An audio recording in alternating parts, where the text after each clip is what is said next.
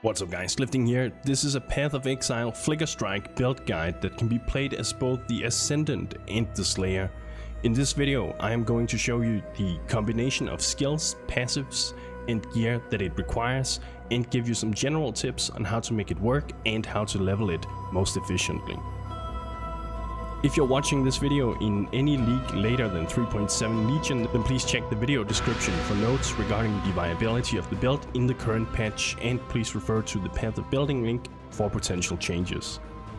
If you wish to support further content on this channel, then consider visiting my Patreon and join the family at patreon.com/liftingnerdbro. You guys are amazing, thank you. The build is designed to excel as a fast mapper with great clear speed and survivability in focus. It can also deal with endgame bosses including Uber Isaro, Guardians, and Shaper. I haven't tried Uber Elder with this setup. I think it's possible, but due to the nature of Flicker Strike, it is probably fair to say that there are other builds that are better suited for that job. Typically, Flicker Strike builds rely on the Oro's Sacrifice or Terminus Est sword to be able to reliably sustain frenzy charges against a single target enemy. However, I wanted to try something a little different this time around, and I instead decided on designing it around the Tidebreaker Maul with the goal of Flicker Strike still being able to reliably sustain itself while mapping and not feeling terrible against single target bosses. And I wanted to try and see if I could make Flicker Strike a reliable stun skill, as that obviously would add a whole extra layer of defensive utility to the setup. And I believe I've been able to achieve that goal with this build, and here is why. In 3.7, Flicker Strike has been changed to have a 15% chance to gain a frenzy charge on hit, or 20% if the gem is full quality.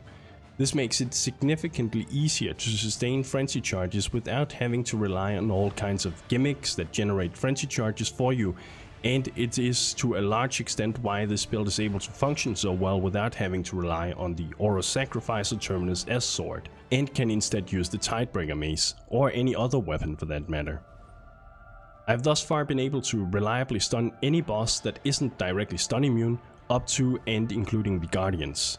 I can also effectively stun the Shaper, but it is slightly less reliable in that situation, and stuns is more of a bonus rather than a 100% reliable mechanic against the Shaper. But please keep in mind the original design intent of the build, namely for it to be a fast and reliable mapper. This was my Legion League starter build, and I say this to grant the perspective that despite some of the items that my build currently wear can be a bit expensive, then you can pretty much start this build on a complete budget, and as you play it, build up more currency and get the upgrades as you see fit. So first, let's take a look at the Ascendancy class I picked for this build. As I briefly mentioned earlier, you can play this build as both the Scion Ascendant or the Slayer. This guide focuses on the Ascendant, as that is the class I chose for my build, but I will provide a Path of Building link to the Slayer setup too for anyone wanting to play that. So, why the Ascendant? Well, there are multiple reasons for this. Originally, I preferably wanted to spec into the Champion and then the Berserker Ascendancy subclasses. But in case Flicker Strike Frenzy Generation wouldn't be completely reliable, I had the option of sacrificing the Champion Ascendancy and speccing into the Raider subclass instead for another 10% charge generation on bosses. From testing, I found that Frenzy Charge Generation was easily sustainable even without the Raider subclass, with only a few occasional needs to manually generate them via the Frenzy Gem against bosses. So I decided on sticking to the original plane and go Champion and Berserker. The reason I think the Champion is a great choice is that it first of all provides a very reliable Fortify effect without having to use the Fortify gem, which means we can use another support gem for more damage. Secondly, it is able to apply Taunt and Intimidate enemies, which are two strong damage modifiers too, that otherwise would have had to be achieved via specific gear that goes against the intent of the build design. It also grants a nice 20% chance to impale, and with this and other mechanics I incorporate into the build, I'm able to reach 100% impale chance, something that I will talk about later in the guide. Finally, the 8% movement speed is of course always welcome.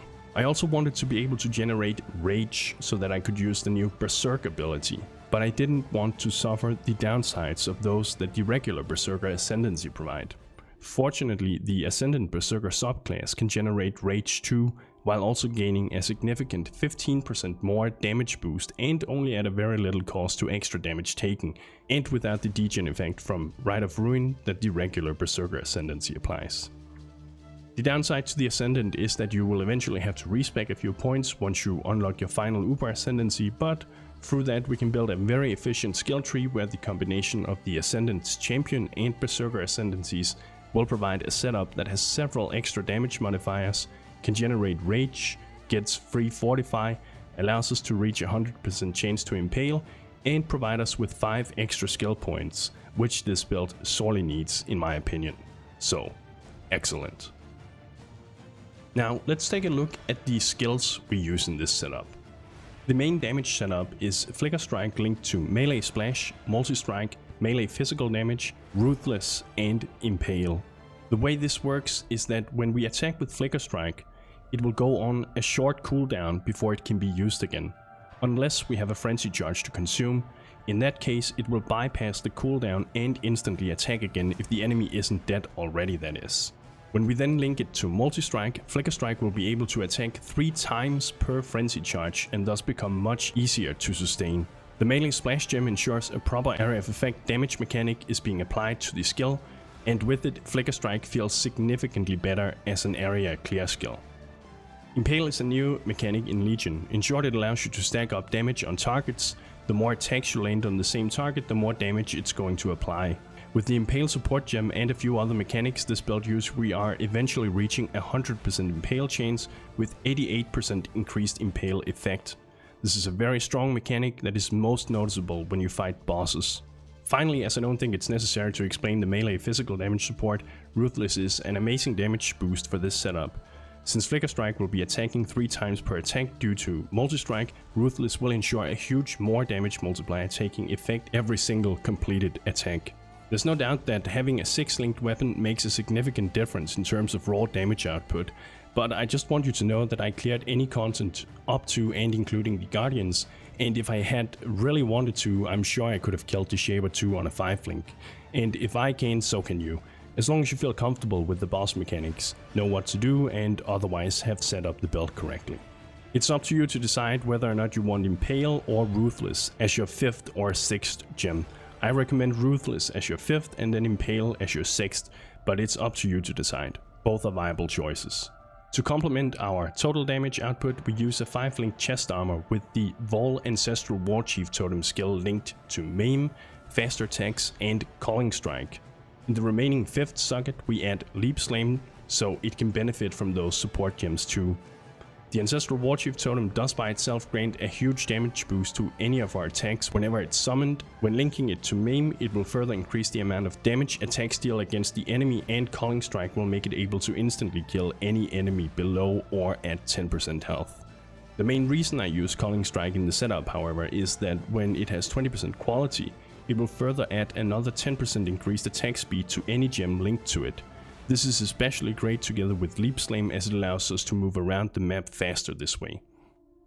As you kill enemies, the Vol Ancestral Warchief will gain what are referred to as souls, and when enough souls have been gathered, you'll be able to summon the Vol version of the Ancestral Warchief, which then further applies an even more powerful damage boost to our attacks and the totem itself.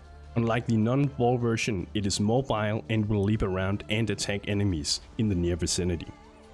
An important detail to understand here is that you can only have one totem active at a time, except for when you use the Vol Ancestral Warchief ability. When you do so, you can either have your regular totem up and an extra Vol Warchief totem, or you can have 2 totems jumping around if the situation calls for it. The Vol Warchief totem only lasts 6 seconds, and you can only have 2 charges stocked up at any time, so generally speaking it's best to save at least 1 charge of the Vol Ancestral Warchief ability for boss encounters or otherwise tough fights where extra damage is needed. Until you get yourself a 5-link body armor, I suggest leaving out Maim to make room for Leap Slam, as you definitely should have a movement ability with you at all times. To help build up frenzy charges for those situations where you otherwise haven't had a chance to generate them before the fight begins, we use the frenzy skill. Every attack you land with this will generate a frenzy charge, and let's say you're fighting the Shaper or another tough boss, then before you start using Flicker Strike, it's a good idea to do 4 quick attacks to get 4 frenzy charges and then start flicking the bean, so to speak. This is also what you will want to do in case you end up in a situation where you run out of frenzy charges, which can occasionally happen in those fights where you're only fighting one tough enemy. It's no big deal though, and with proper attack speed you can do 4 frenzy attacks within a second and be ready to flick it again. To further add to the frenzy charge generation potential when mapping, we also use the Blood Rage ability, which besides providing some life leech and tons of attack speed, also grants a 25% chance on kill to generate a frenzy charge. With this and the 20% chance to generate a frenzy charge from the Flicker Strike gem itself, it's very rare that you'll run out of frenzy charges when mapping. Even when fighting the map bosses, I rarely find it necessary to stop up and use the frenzy attack to generate charges anew, as they will typically be dead before that becomes necessary. However, at early levels when you start using Flicker Strike, your damage obviously won't be as high, and you should expect situations where you will have to use the Frenzy Gem occasionally as you are progressing further into the game. It's no big deal, as I said, I just don't want you to think it is a 100% sustainable skill right from the get-go. In this setup we also add a Blasphemy Gem linked to the Vulnerability Curse. However, until you obtain the Impresence Amulet, which I will show you in just a bit, I suggest linking the Vulnerability Curse to cast when damage taken instead, as it otherwise will reserve too much mana at this point in time. Speaking of mana reservation, this build used the Pride Aura and Herald of Ash for a significant damage boost, with the Herald of Ash further applying a burn degen effect that helps to take care of remaining stragglers, and in general just makes mapping feel much better. Not to mention it is what allows us to apply the sexy Celestial Herald MTX that makes it look so very satisfying. We also incorporate the Dread Banner for the extra 20% chance to impale enemies and the 19% increased extra effect of impale that this provides. We don't really care about the effect it provides when placing it, so it is simply treated like an aura you activate and have it run in the background. To prevent the aura, herald and banner from reserving too much mana, I also suggest that you eventually get yourself and link them to a level 3 Enlightened support gem. These are rather expensive, and until you can afford it in case you're having trouble sustaining mana, then simply disable the war banner and benefit from the extra 10% mana you will have available without it activated.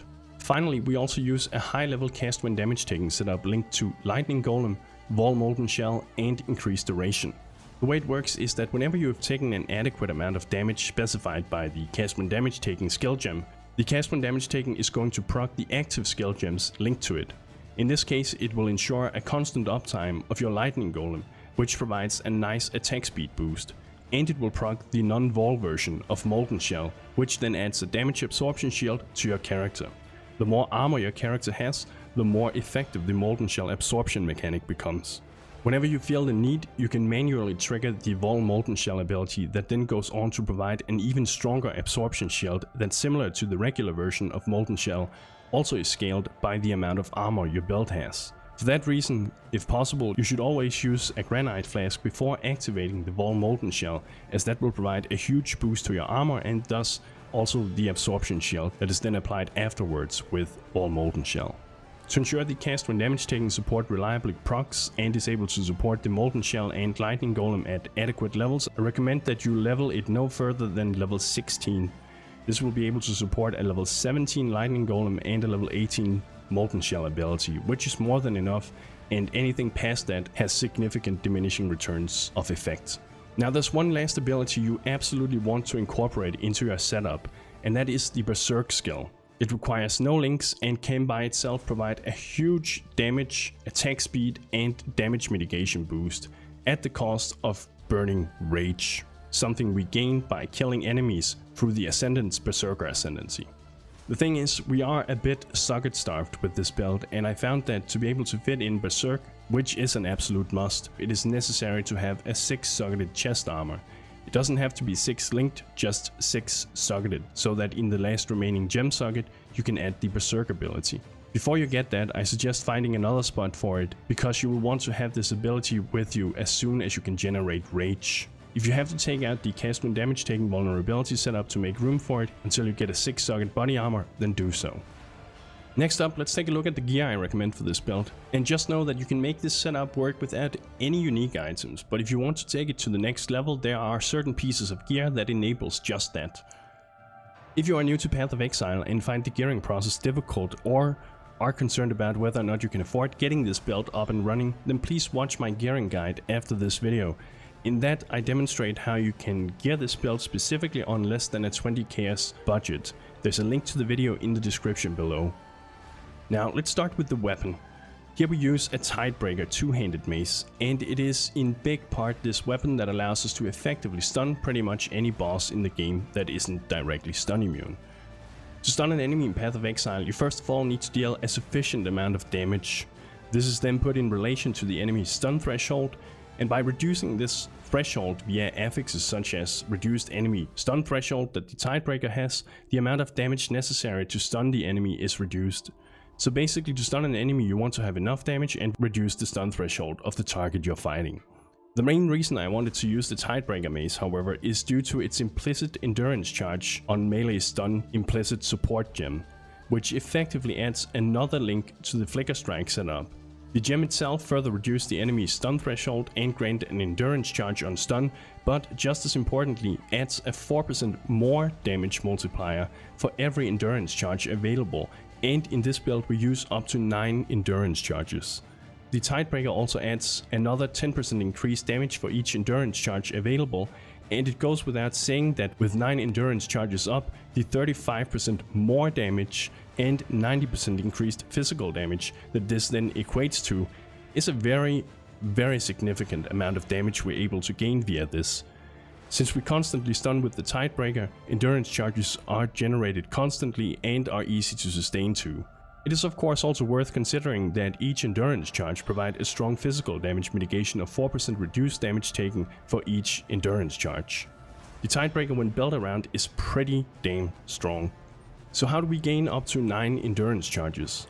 We do this by incorporating 2 Calm's Way rings and the Death's Door Crusader boots. Each of these items increase the 3 endurance charge soft cap by 1, enabling us to reach 6 maximum endurance charges. The remaining 3 is obtained via the skill tree, which I'll show you later. Another great benefit of the Combs rings is that they each provide a 0.4 to life regeneration per active endurance charge. This together with the nodes we pick in the skill tree adds up to a significant amount, and for late game you can expect to have a reliable 900 to 1000 life regenerated per second, and that makes many encounters in the game feel much nicer to deal with. The Death's Door boots further prevents bleeding from affecting our character. The best part about that is that it means we don't have to worry about a staunching flask and can instead use something else. These boots are however expensive, and don't worry about getting these until very late game. I also want to greatly emphasize that for the majority of the time I played this build, I only used 1 Combs Way ring and thus relied on having 8 endurance charges. Doing so makes gearing much easier, as you can get proper resistance, life and possibly attribute rolls on a rare ring instead. As a matter of fact, I'd probably recommend only using 1 Combs Way ring unless you have a lot of currency to spend on gear that can otherwise cover the remaining resistances. Another nice benefit to this is that if using a rare ring, you can get a proper mana regeneration roll on it, and this will ensure that when leap slamming around you won't run out of mana, which otherwise can be an issue if using 2 Combs Way rings. 8 endurance charges still provide a significant amount of defensive utility and a huge damage boost. Don't get too hung up on having to get 9 of them. I use an Impressions amulet in this setup to allow linking the vulnerability curse to blasphemy without it reserving any mana, so we can basically run it permanently for free. It also adds a nice amount of physical damage and extra armor that our Molten Shell can make great use of.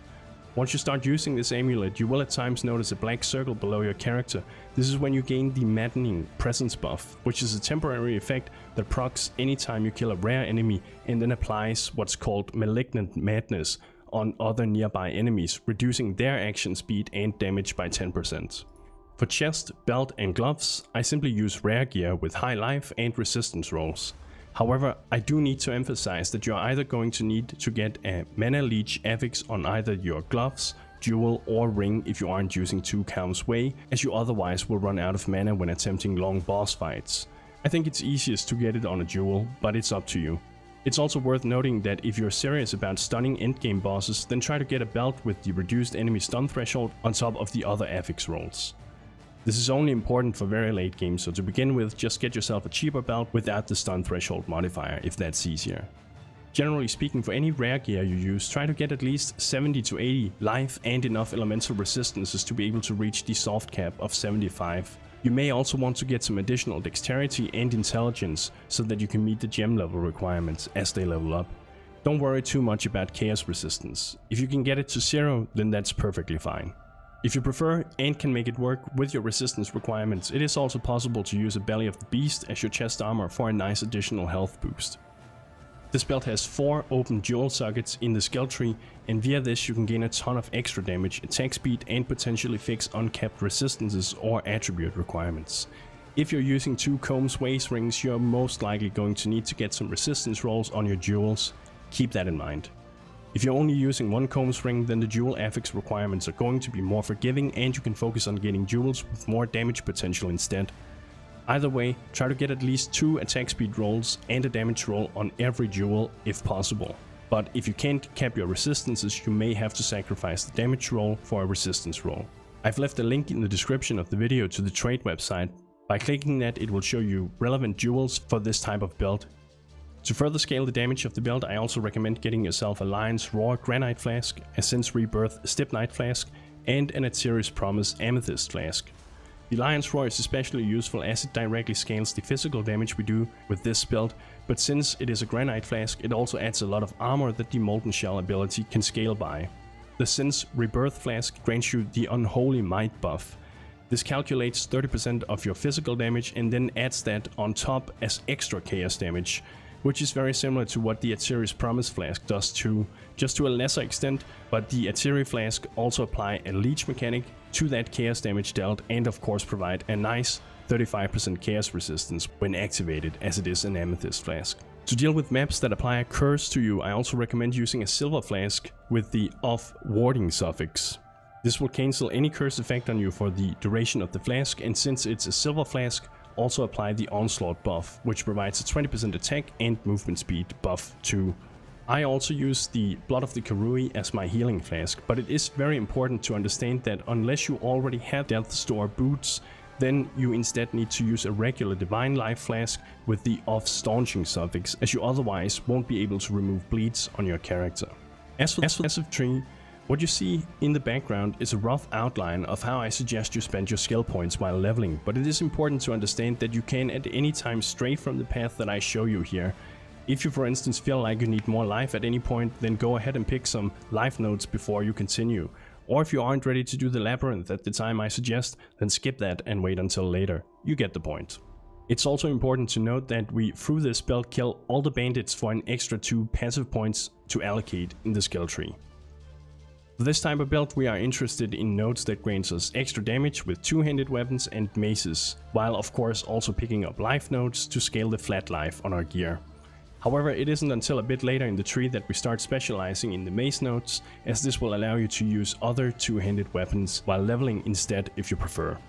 Since this isn't a crit based build, we also pick the Resolute Technique keystone for 100% chance to hit our enemies. This way we don't have to worry about accuracy scaling and we can focus on improving other attributes.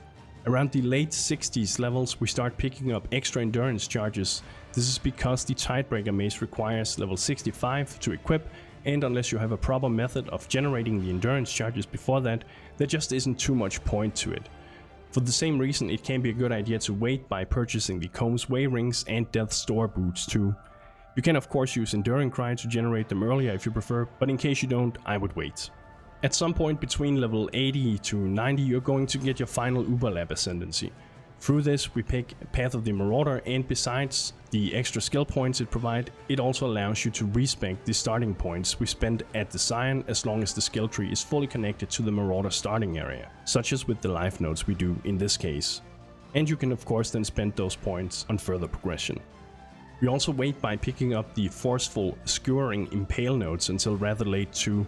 This is because this mechanic primarily shine against tough single target encounters, and until very late game there just isn't that many of those. However, if you for instance want them before doing the Uber Lab, then go ahead and pick them up. Just make sure you have your Dread Banner and Impale support already up and running, as it otherwise won't work properly. Finally, the mana flow is notable that we picked early in the skill tree is there to help sustain mana when leap slamming around. However, in case you get yourself a good rare ring with a high mana regeneration roll, then you can respec this and use those 2 points on something else. To help further sustaining the mana, I also highly recommend that you get yourself a cheap mana leech jewel as soon as you unlock the first jewel slot between the Duelist and the Marauder. Your mana leech won't be that effective to begin with, but as you start to increase your damage further, this duel will eventually be able to fully sustain the mana cost of your skill at any point you are attacking. If you at any point feel the need for some extra dexterity or intelligence to continue leveling your skills, then feel free to pick up the 30+ notables as a temporary mean and spec out of them later when you otherwise can cover these requirements through your gear. My Pantheon choices for this build are the Soul of Solaris for that extra defense it provides when up against bosses, and since you are actually considered stationary while flickering around, the Soul of Tukuhama for that extra physical mitigation and life regeneration it provides.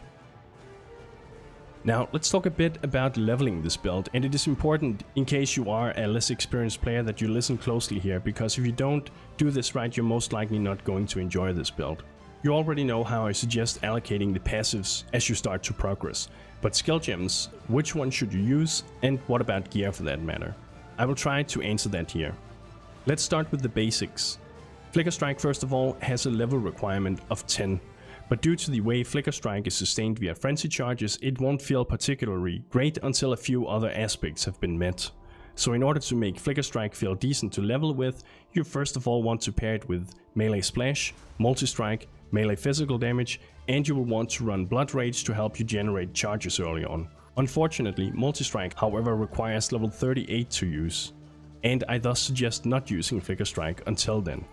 Fortunately, there is a few other great leveling skills that we can use until we reach level 38, such as Frostblades that you can purchase from Nessa in Act 1. While leveling with Frostblades, I suggest linking it with Onslaught, Ancestral Call, and added cold damage.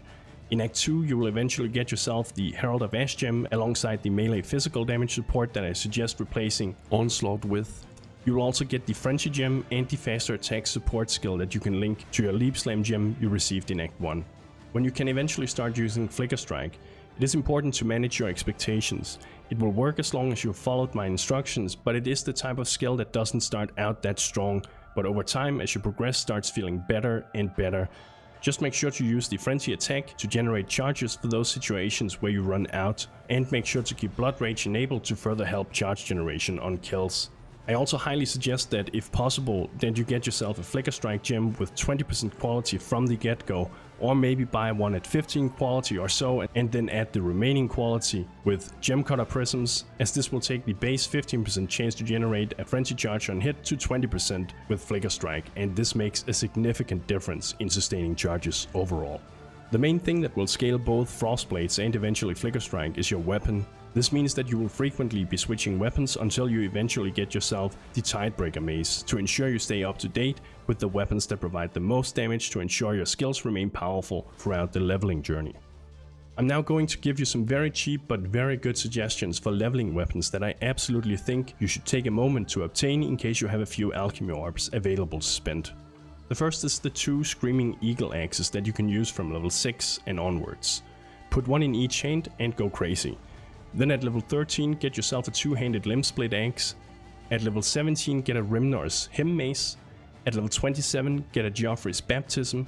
At level 36 get a Rimnor's Sturge, although keep in mind that this might be slightly more expensive than the other weapons, but you will also be using it all the way up until level 58, where I suggest getting yourself a Combs Primacy Axe. And then if you can afford it at this point in time, get yourself the Tidebreaker Mace at level 65. If not, wait until level 67 and get yourself the Conqueror's Undying Wrath Mace, and use that until you can afford the Tidebreaker. Since you'll be changing weapons rather often while leveling, I suggest you focus on putting your main skill gems in another piece of armor that you won't be swapping out as frequently to avoid frustrations with sockets and collars every time you change the weapon.